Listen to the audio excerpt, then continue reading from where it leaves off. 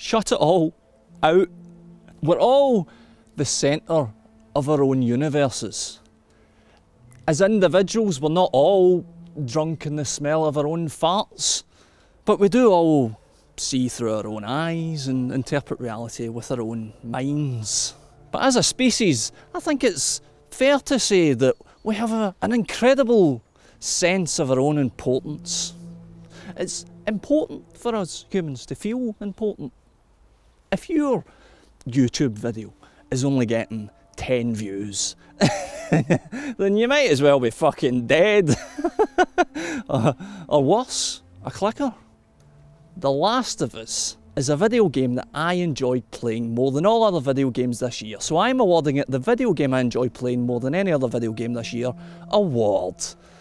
2013?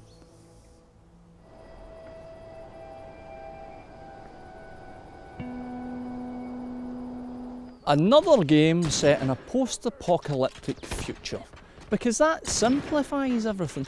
This world is too noisy, there's too much people, and they all like money and gods and creating video content about themselves like this. They're pointless. They're a waste of time. 99.9% of all people are fucking pointless. They're a waste of air, plastic and bandwidth. Ellie finds a diary entry at one point in the game and she asks, is this all they had to worry about back then? Exactly, hen. Exactly. We're ridiculous. So when we all fantasise about a global catastrophe, i.e. day sharp, it's because it allows us to ditch the needless baggage that we're taught is important and just focus on what's actually important in life, i.e. not dying. Or at least not dying right now, but probably in the future, because it's ultimately inevitable. Happy Christmas. Fuck.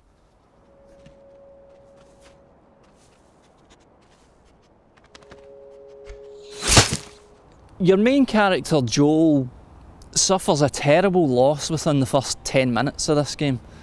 And then the masterfully crafted story jumps 20 years where you find Joel describing himself as a survivor, which is inarguably true, but an equally accurate description would be to call him a killer.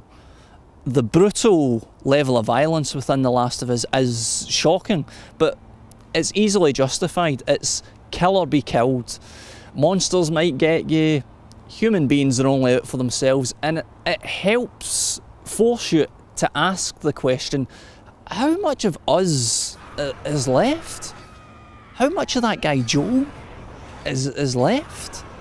You get the feeling very early on in your quest that success will only be achieved if you can somehow rip open this guy's scars and uncover some of his humanity.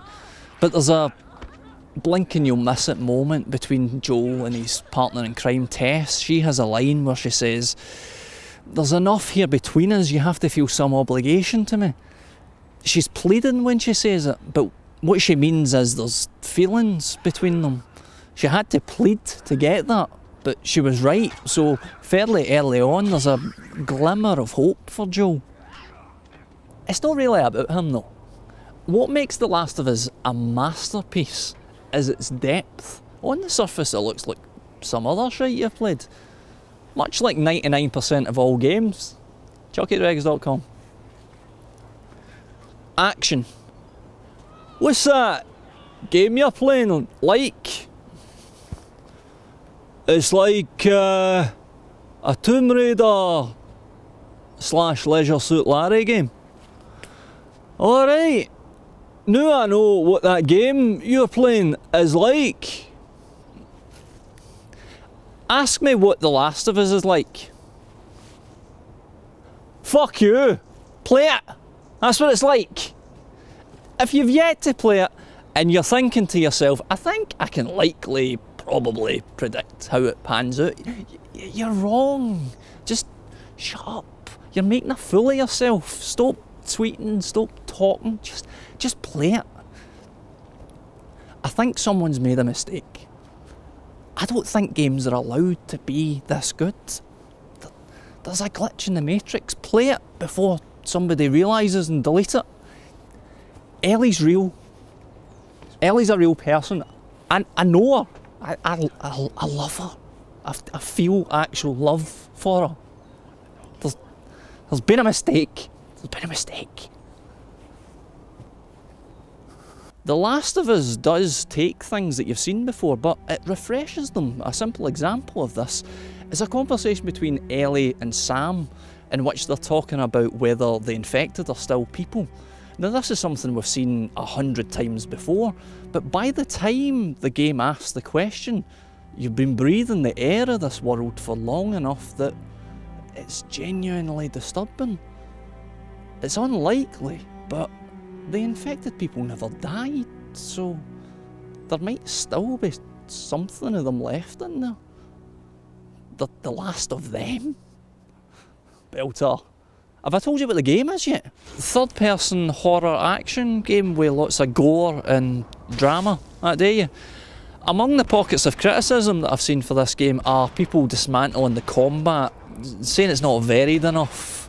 Hopefully those people are dead now, because that's a really stupid thing to say. The game plays well, there's absolutely nothing wrong with how it plays. It's true that it veers away from gamey gameplay. It is structured from the story, so things can't get too ridiculous. There's no end-of-level bosses. Apart from that bit where you fight the ghost of a woolly mammoth, which I'm still incredibly confused about. I think genuinely what's happened is that the incredibly high standard of the storytelling has made some people feel that it outshines the gameplay. But that doesn't mean it's bad, far from it. The game's not perfect, but it's close enough.